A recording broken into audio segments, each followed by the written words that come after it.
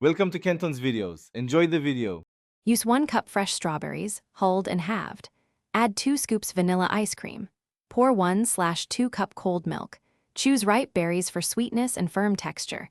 If using frozen strawberries, reduce ice.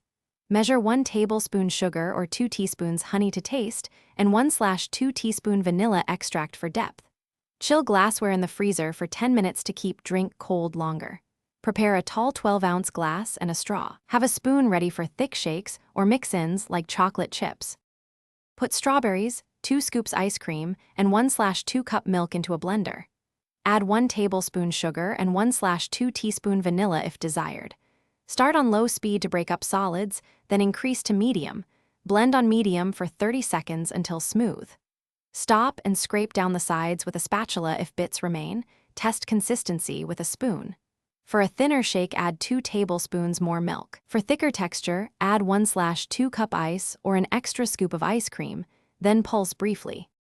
Serve milkshake in a 12-ounce glass with whipped cream topping. Garnish with 2 sliced strawberries or 1 tablespoon chopped nuts. For thicker shakes, add 1/2 cup ice or 1 extra scoop of ice cream. If you want a lighter version, substitute frozen yogurt for ice cream and use 1/3 cup milk. Reduce sugar by half. To make a vegan shake, use plant-based ice cream and almond milk, keeping the same 1/2 cup volume. Clean the blender immediately to prevent sticky residue and save a few strawberries for decor. Thanks for watching. Consider subscribing if we helped you.